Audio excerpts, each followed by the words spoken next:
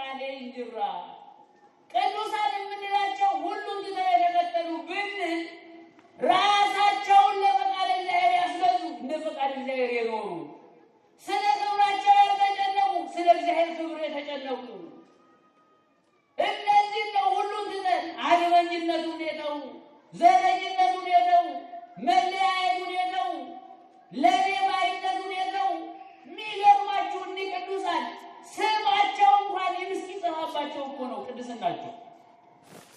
ስማቸውን እስኪረሱት ራሳቸውን ለእግዚአብሔር የሚሰጡ እኒህ ሁሉን ትተው የተከተሉ እኛንሳ ምን ብሎ ተናገረን መጽሐፍ? ኑን ማሉ እንጂ የእግዚአብሔርን ቃል የነገሯችሁን ዋኖቻችሁን አስቡ አለ።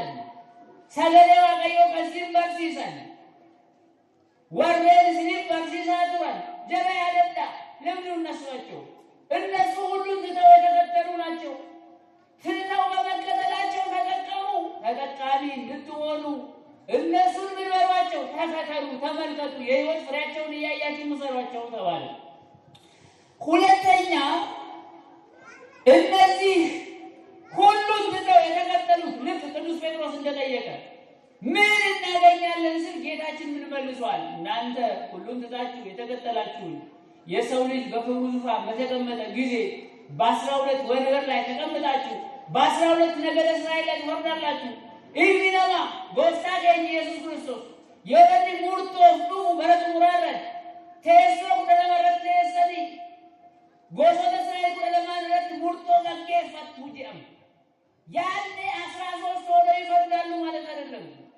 የፈረዳችሁት ፍርድ ይጸናላችኋል ሲላቸው ይቀጥልና ስለኔ ሲል ቤቱን፣ ንብረቱን፣ ሚስቱን፣ ወንድሙን፣ እህቱን የተወ እርሱ ደግሞ 100 እጥፍ ያገኛል። ሚስቱን የተወ 100 ሚስት ያገኛል ማለት አይደለም። እህቱን የተወ 100 እህት ያገኛል ማለት አይደለም። 100 ፍጹም ፍጡር ነው። ፍጹም የሆነ ዋጋ ከእግዚአብሔር ዘንድ ያገኛል። ምንም ያልተጓደለበት ሲለን ሁለተኛ እነዚህ ቅዱሳን ምን ያደረጉ ናቸው ቢባል በፍጹም ሰውነታቸው እግዚአብሔርን ያገለግሉ ናቸው። ጅረኛ ሳኒ ጉቱን ቃመ ሳኒ ጉቱን ከዋቀዮን ተጃጅበን ይለቻል ራሳቸውን ሙሉ ለሙሉ ለእግዚአብሔር የሰጡ ሰውነታቸውን መስዋዕት አድርገው ያቀረቡ ናቸው ማለት ነው። ጌታችን ስለ ፍጹምነት ሲናገር በማቴዎስ ወንጌል ምዕራፍ 19 ቁጥር 16 ጀምሮ የቀረበ ጥያቄ አለ። ወንጌል ማቴዎስ በቆና ኩደጃ ለኮሰ ኩደጃ ካሴ ጋፊንጋ ፈተበ እንጅራ ምን የሚል ጥያቄ? አንዱ ሰው ወደሱ ቀርቦ እንዲህ አለ። ጎልማሳ የሆነ ባለጸጋ የሆነ ቀርቦ እንዲህ አለው፣ መምህር ሆይ ከበጎ ምግባራት የእግዚአብሔርን መንግስት ለመውረስ ምን ላድርግ? ያ በሲሳ ጋሪ ነና ሞቱማ ቀዮዳሉ ውጂ ጋሪ የሰማሎቸው ጀጋ ወደ እንጅሬቻ ይሄ ሰው ሲመጣ ግን የመጣበት የራሱ የሆነ ፍላጎት አለው። ባለጸጋ ነው፣ ምሁረ ኦሪት ነው፣ መምህር ብለው ይለኛል ብሎ መጣ። የሆነ ዩኒቨርሲቲ ጀን አቶ ዩኒቨርሲቲ ናንጀረ ጀደ ዱፌቻ መባል ፈልጎ ለክርስትና ሕይወት መባልን እንደመፈለግ ፈተና የለም ጎበዝ። ጅሬነ ክርስቲያኑ መገና ጂአቡ በርባል ነታና ሊኩን ቆም ሰው ጉዳይ ይቻል ካልተባልን እንተዋለን ማለት ነው። ይሄ ሰው ፈልጎ ነው የመጣ። በምን እንረዳለን? ጌታችን በሚመልስበት ቸር መምህር እስካሉ ከእግዚአብሔር በቀር ማንም የለም። በርዛም ጋር ኢትዮጵያ ዋቀይ ወደ እንጂሩ አንድ አይተህ የመጣው አይሁድ እንደተናገሩት ይሄ የዛ የጠራቢው ዮሴፍ ልጅ አይደለምን ብለው እንደተናገሩ የለበስኩትን ስጋ አይተህ የመጣው ፎኑ ፈደጅሩ ከነገርቴ ኡፍቴ። ስለዚህ ቸርነት ለእግዚአብሔር የባህሪ ገንዘቡ ነው። በርሲሳ ጋሩማን አመለው አቁማል። ሰው ቸርነትን ቢያደርግ ይጸጸታል። ለምን አደረኩ ይላል። ነገ ወረታውን ይፈልጋል። ነፍስ ቦሪፍታን ያለው ሰነበርባዱ ለንዳ የእግዚአብሔር ግን የባህሪ ገንዘቡ ነው። ካደረገ ነው። ስለዚህ ቸር መምህር ካንዱ ከእግዚአብሔር በቀር የለም። ያየኸው ሥጋ የባህሪ ገንዘቡ አይደለም። ወይም የሰው ልጅ በጸጋ ተሰጠው እንጂ ቸርነት የባህሪ ገንዘቡ አይደለም፣ ይሰሰታል ካለው በኋላ የእግዚአብሔር መንግሥት ለመውረስ ትእዛዛትን ፈጽም ማለት አቆሚ ወንኩርነን ሙሴፍ ከነመ ጅሩሳና ራወዱ ጀደን ያ ሰው ይሄንማ ከሕፃንነቴ ጀምሬ ፈጽሜያለሁ፣ እንግዲህ የጎደለኝ ምንድነው? ከነዳይማ ጎግራ ካዜራ ወደ እንጅራ ማንቶ ተድራ ይረተ ጀጋ ወደ እንጅረቻ እውነት ነው። በሰውየው ኢንቴንሽን እሳቤ ካልሆነ በስተቀር ለክርስቲያን የጎደለኝ ምንድነው? ምን አጉድዬ ብሎ መጠየቅ ይጠቅማል። ማለን ይርሰጂ እኔው ፍጋፈቹን ጋር እግዚአብሔር ጉድለት ስለሌለበት ብናጎድል እኔና እናንተ እንጂ በሱ ዘንድ የሚጎድል ነገር የለም። በእኛ ዘንድ የሚጎድል ነገር ይኖራል። በሱ ዘንድ ስህተት የለም። በእኛ ዘንድ ግን ስህተት ይኖራል። ድሮ ዋቀዮት ወዲዶ ወንጎረቴ እንጅሩ ንብረት ወንጎር ይጅራችሁ ደንዳ ዋቀዮ ንብረት ይሪን እንጅሩ ንብረት ይገሩ ይጅራችሁ ደንዳ ለዚህ የጎደለኝ ምንድነው ብሎ መጠየቅ ጥሩ ነው። እንዲህ ጠይቆ ግን ጉድለት ሲነገር በደስታ ለመቀበል ከሆነ ገመቹ ፍረቹ ቢወጣ ይቻል። ለመስተካከል ከሆነ እኛማ ጥሎብን እንዲህ ነን ጉድለታችን ሲነገርብን አንወድም። ጀግና ናችሁ ጎበዝ ናችሁ ስንባል እንጂ ጻድቃኖች ናችሁ ስንባል እንጂ እንዲህ ሆናችኋል ስንባል አንወድም። ወዳጄ ይሄ የመባል ውጤት ነው። መባል ደግሞ አይጠቅምም። ጀሙ በርባነ ታናኑ ፈየዱ እድሚዳም ነመለቻል ያ ሰው እንግዲህ የጎደለኝ ምንድነው? ፍጹም መሆን ብትወድ ያለህን ሁሉ ሸጠህ ለድሆቹ ስጥና ተከተለኝ አለው። በግብር መሰለኝ። አሁን ትእዛዛትን መፈጸም ብቻ በፍጹም ሰውነት እግዚአብሔርን ማገልገል አይደለም። ትሩፋት ያስፈልጋል። በጎ ምግባራት ያስፈልጋል። ያለህን ሁሉ ሽጥ አለው። ስጥ አላለው። ሽጥ ስለከብቱ ዋጋ የሚያቅብ ያለ ቤቱ ስለሆነ ነዳያን ይሸጣለን ብለው ሲጎትቱ እንዳይጎዱ ሽጥና ስጣቸው።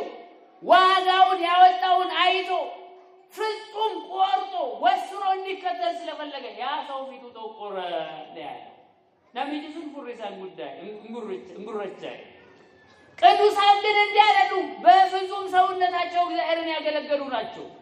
ለፍጹምነት የበቁ የራሳቸው ፈቃድ የሌላቸው ፈቃድ እግዚአብሔርን ብቻ የፈጸሙ እነዚህ በፍጹም ሰውነታቸው እግዚአብሔርን ያገለገሉትን እነዚህን ቅዱሳን እንላቸዋለን።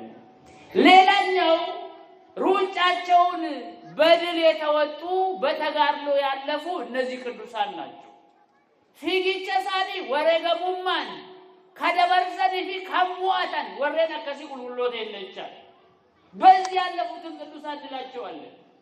የሰው ልጅ ወይም መንፈሳዊ ሰው ከረቂቅ ጠላቱ ጋር ዘውትር እየተዋደቀ የሚኖር ዘውትር እየተጣላ ዘውትር ፍልሚያ እያደረገ የሚኖር ነው ማለት ነው። ውጊያ አለበት፣ ሁሌ ጦርነት አለበት፣ ሁሌ ውድድር አለበት ማለት ነው። የሮውን ደዶርቆሚ ሂንቀምና ይቻል ውድድሩ ከሰው ጋር አይደለም። ይልቁን ውድድሩ ከአጋንንት ጋር ነው። አጋንንቱ ለመጣል እኛ ደግሞ ላለመውደቅ። ቅዱሳን ይሄንን ነው በተጋድሎ ሩጫቸውን የጨረሱ ናቸው። የሮጠ ሁሉ ለሩጫ ሲነሳ እኩል ይጀምራል። ግን ደግሞ ሩጦ ዋንጫ የሚያገኘው የሚያሸንፈው አንዱ ነው። መንፈሳዊ ሕይወትንም እንዲሁ ነው የሚናገረው ቅዱስ ጳውሎስ በአንደኛ ቆሮንቶስ ምዕራፍ 9 ቁጥር 24 ላይ እንዲህ ይላል፣ በሽቅድድም ስፍራ የሚሮጥ ሁሉ እንዲሮጥ፣ ነገር ግን አንዱ ብቻ ዋጋውን እንዲቀበል አታውቁምን? እንግዲህ ታገኙ ዘንድ ሩጡ። ፊጊቻ ከሰት ወቅቲ ፊጊቻ ሁሉ ሞቹ በከፊጉ ቶኮሞ ከኒሞአቱ ከነቤተኒ ካና አርጋቹ ፊጋ ኑንጀቻ ለማግኘት ለመሸለም ሩጫው እሽቅድድሙ ካጋንንት ጋር ነው። ቅዱሳኑ ካጋንንት ጋር ነው እሽቅድድም የነበራቸው። የሩጫ ሜዳው አሁን በዓለሙ እንደምንሮጥበት አይደለም። የኔና የእናንተ እድሜያችን ነው የሩጫ ሜዳ የተባለው። ዲረፊግቸ ከጀረሜ ኡምሪ ከነ ይቻል በእድሜያቸው ልክ ከአጋንንቱ ጋር ተሽቀዳድመዋል። ቅዱሳኑ ላለመውደቅ አጋንንቱ ወደ ኋላ ለመመለስ ቅዱሳኑ ፈቃድ እግዚአብሔርን እየፈጸሙ ወደፊት ላይ ብዬ በዚህ መልኩ ተሽቀዳድመው ሮጠው ድል ያደረጉ አክሊልን የተቀበሉ እነዚህን ቅዱሳን እንላቸዋለን። ይሄም ብቻ አይደለም። እነዚህ ቅዱሳን የምንላቸው በመንፈሳዊ ጥበብም ጭምር የኖሩ ናቸው። ኦጉማ አፍራዋቴን ከንጅራ ተንፋለ ይቻላል ቁልቁሎ እንዲወረ ነገር ሲኩል ምንድነው መንፈሳዊ ጥበብ? እናስታውስ እንደሆነ ጌታችን ሐዋርያቱን ወደ ዓለም ሂዱ ወንጌልን ስበኩ ከማለቱ በፊት ሊገጥማቸው ስላለው ነገር ነግሯቸዋል። ወነጀረሙ ደቹ ጅሩ ኢትሜንጅረ ይቻል ምን ብሎ ነገራቸው? በማቴዎስ ወንጌል ምዕራፍ 10 ቁጥር 16 ላይ እነሆ እንደ በጎች በተኩላዎች መካከል ልካችኋለሁ ኩኑ አከሆሎታ የይጊዱ ተንስኒ ለርጋ እንደ ባብል እንደ ርግብ የዋሆች ሁኑ አከቦፋ ብሻለታ አከጉጌሞ ገራቢታ የባብልሃቱ ምንድነው? ብዙ ትንታኔ ያለው እሱን አናነሳው። ነገር ግን ለአሁኑ የሚሆነን እናነሳለን። በጥበብ መንፈሳዊ የኖሩ ናቸው ስንል የእባብ ጥበቡ በመንገድ ዳር በተኛ ጊዜ ራሱን ቀብሮ ይተኛል።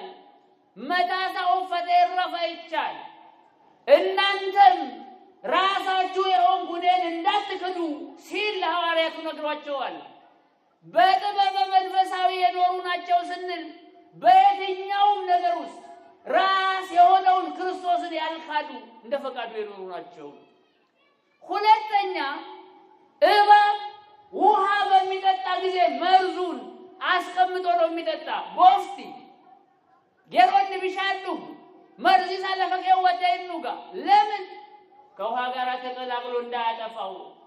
ቅዱሳንም መርዝ የተባለ ቂም በቀል የሚባል ነገር የሌላቸው አንግረው የተፉ ናቸው ማለት ነው።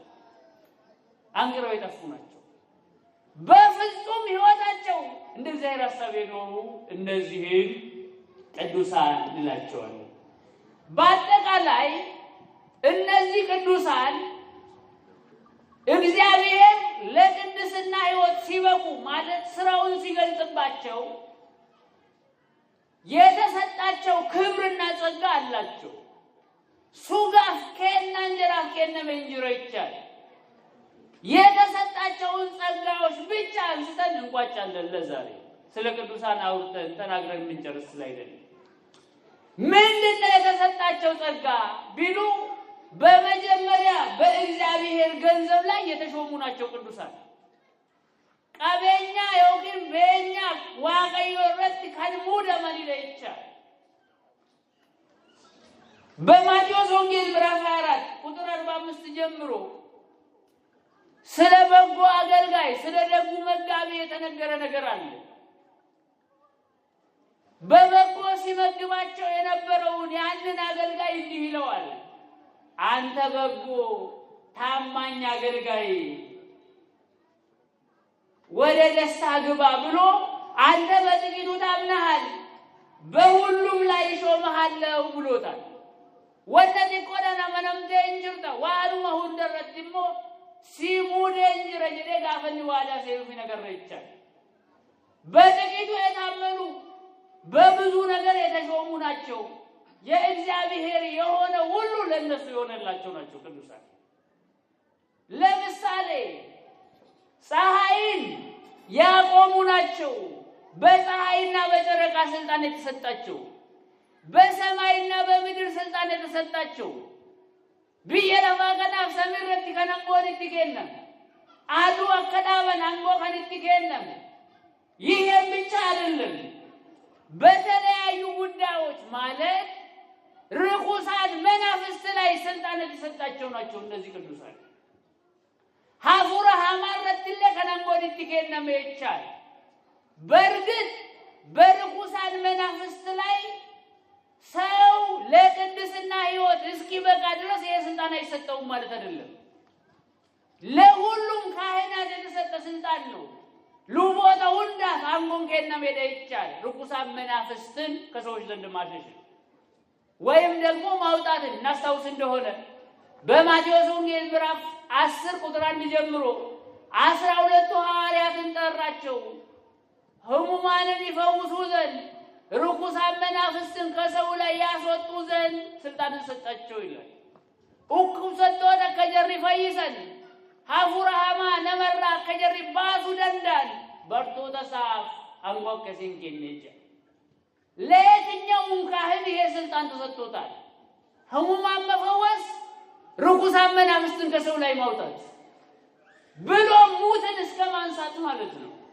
ሀገነ መልወለ ካዙ አንዶነ ከሲትኬነ መንጀ በታች ከገጠሩ ካለው እስከ ላይ እስከ ቅዱስ ፓትርያርኩ ድረስ ያለው ስልጣነ ክህነት ተመሳሳይ ነው፣ የተለያየ አይደለም። በዘመናችን ግን የምናየው እንዲህ አይደለም። በረከነ ከነየሰጥ ከነገሩ ከናምን ይቻል ጎበዝ ልናስተውል ያስፈልጋል። ምናልባት ነገሮችን የምናይበት የምንመዝንበት የተሳሳተ እንዳይሆን ከርኩሳን መናፍስት ጋር በተያያዘ በዘመናችን የምናየው ከአጥማቂያን ጋር የተያያዘ በዘመናችን የምንሰማው የምናየው ነገር ክርስቲያን አስተምሮ ይወጣል። በዚህ ፈተና መንዳረ ከነደበ ይለቻል። አጥማቂነት የሚባል ስልጣነ ክህነት የለም። አንጎልሙማ ጩጳ ቆመ ከየነ መንጅሮ ይቻል የትኛውም ካህን ስልጣነ ክህነቱን በሚገባ የመጠቀምና ያለመጠቀም ጉዳይ ነው። በዘመናችን ግን የምናየው እንዲህ አይደለም። ምናልባት እናስታውስ እንደሆነ እዚሁ አውደ ምሕረት ላይ በባለፈው ምናልባት ግንቦት 4 አካባቢ ላይ ተማምረናል የነበራችሁ ሰዎች ከምን አንፃር ይደረጋል ስለሚሉ ጉዳይ እሱን ላነሳ አይደለም። ግን እንደው ጠቆም አድርጎ ብቻ ለማለፍ እንደው ቢሆንም እንኳን ርኩሳን መናፍስትን ከሰዎች ላይ ሲያወጡ በምን መሰረትና መስፈርት ነው ቢሉ የክርስቶስን አስተምሮና ተግባሩን ከሱ ጋር በማየት ጎፍታን ከኝ ኢየሱስ ክርስቶስ ቢፈከሚን ሀፉረ ሀማ ነሞተራ ባሳቱሬ ሐዋርያትስ እንዴት ናቸው የሚሉትን መጽሐፍ መመርመር ያስፈልጋል። የጌታችንን ብቻ ላንሳላችሁ። በማርቆስ ወንጌል ምዕራፍ 1 ቁጥር 20 ጀምሮ ያለው በምኩራብ በሚያስተምር ጊዜ አጋንንት ያደረበት አንድ ሰው ነበር። ጌታችንን ያየ ጊዜ እንዲህ አለ፣ እየሮጠ ሄደ፣ ሰገደለት። የልዑል እግዚአብሔር ልጅ ሆይ ልታጠፋን መጣህን? ማን እንደሆንክ አውቄአለሁ ብሎ ተናገረ። የአይን ማዋቀዮ ኑበሌሱ ኡፍቴ ኤኙ ከታደ ኑቶ በሬ እንጅራ አከመኑን በለስ ነጀ የሮ ከነቱ ገራ ይቻል። አሁን አስተውሉ። አጋንንቱ እንዲህ ብሎ ተናግሯል። ያኔ ጌታችን ምን አለ? ዝም በልና ውጣ ብሎ ገሰጸው። ጨልሲቲ ነመከነራ በይጅዴ እንጂ ከየት ያስከው ማን ትባላለህ እንደምን ትባላለህ አላለው። ከየት የመጣ አስተምሮ ነው ጎበዝ። አንድ ልጀምርላችሁ። ወደ መጀመሪያው ስነ ፍጥረት አዳምና ሔዋን በደሉ። አባንጌና አዳም ሔዋን ይየከል ያኔ ተጠየቁ። ምን ተብለው? አዳም ወዴት ነህ? የአዳም ገረምጅር ተጀራሜ ያቺ ካንተ ጋር ትኑር ያልከኝ ያቺ ሴት ረዳት ትሆነኝ ያልከኝ እዛ በለስ በጥሳ በላችኝ አሳተችኝ አለ። ሔዋንም ተጠየቀች። እባብ አሳተኛለች። እባብ ግን አልተጠየቀም። ለምን ይመስላችኋል? አጋንንት መጠየቅ ስለሌለበት ነዋ። ሀፉረ ሀማ ጋፈተሙን ከወንቴ ዝም ብሎ የተጻፈ ይመስላችኋል? ለዚህ አዳምና ሔዋን ተጠየቁ። አጋንንት ግን አልተጠየቀም። በዘመናችን ግን የምናወሳ በየአውደ ምሕረቱ የሚደረጉ አሁንም አይን አውጥቶ የፈውስ ፕሮግራም እየተባለ ሰገንታ ፈይና ጀረማ ይቻል ምን ይደረጋል? ስለ ክርስቶስ ያይደለ ስለ አጋንንት እንማራለን። ጳውሎስ እንዲህ አለ በአንደኛ ቆሮንቶስ ምዕራፍ 1 አይሁድ ምልክትን ይሻሉ፣ የግሪክ ሰዎች ደግሞ ጥበብን፣ እኛ ግን የተሰቀለውን ክርስቶስን እንሰብካለን። ወዳጄ ይህ አውደ ምሕረት እኔና እናንተም የተሰቀለው ክርስቶስ እንጂ የሚሰበክልን ስለ አጋንንት አይደለምና ራሳችንን እንጠብቅ። ሌላኛው ቅዱሳን የምንላቸው አምላክ ዘበጸጋ ተደርገው ስልጣን የተሰጣቸው ናቸው። ብዙ ማለት ይቻላል። በአጠቃላይ ቅዱስ ጳውሎስ ለሚድኑትም ለሚሞቱትም እኛ የክርስቶስ መዓዛዎች ነን ወሬን ፈየኒፊስ ወሬን ፈይኔፊስ ኑቲ ኡርጋ ክርስቶስ ይላ እኛ ወንጌሉን እንደሚሸቅጡ አይደለንም። እርሳ እኛ የምናደርገው የእግዚአብሔርን ቃል ቀላቅለው እንደሚሸቅጡ እንደ ብዙዎች አይደለም። በቅንነት ከእግዚአብሔር ዘንድ ተላከ በእግዚአብሔር ፊት በክርስቶስ እንናገራለን። ወልድ ዋሕድ ብለን ከሦስቱ አካላት አንዱ የሆነ ክርስቶስ ለድነት ዓለም በሥጋ ማርያም የተገለጠ የሰውን ልጅ ለማዳን የመጣ ያዳነን ወደ ቀደመ ክብሩ ወደ ቀደመ ክብራችን የመለሰን እሱም ወደ ሰማይ ያረገ በአባቱ ቀኝ የተቀመጠ ብለን እንሰብካለን። እንዲህ ብለን በመስበካችን ግን የክርስቶስ መዓዛዎች ነን አለ። ምእመናን ሆይ እኛ የክርስቶስ መዓዛ የሆኑ ክርስቶስን የምናውቅባቸው የምናይባቸው በቃል ኪዳናቸው የምንጠቀማቸው ስማቸውን ጠርተን የማናፍርባቸው ብዙ ቃል ኪዳን ያላቸው ቅዱሳን ያሉ የብዙ ቅዱሳን ልጆች ነን። የነሱ መዓዛ ክርስቶስን የሚያሳይ ነው። በቃል ኪዳናቸው መጠቀም ልክ ኢሳይያስ እንደነገረን ወደ አባታችሁ ወደ አብርሃም ወደ ወለደቻችሁ ወደ ሳራ ተመልከቱ እንዳለ በትንቢተ ኢሳይያስ ምዕራፍ 51 ላይ ገረባ ከሰን አብርሃም ገረዴሱ ከሰን ሐረ ከሰን ሳራ ትላላከኑ እንጂ ወደ ቅዱሳኑ በንጹህ ልቦና እየተማጸንን እግዚአብሔር በቸርነቱ እንዲጎበኘን በምህረት አይኖቹ መዓቱን አርቆ በቸርነት እንዲጎበኘን የእሱ መልካም ፈቃድ ይሁንልን። አሜን።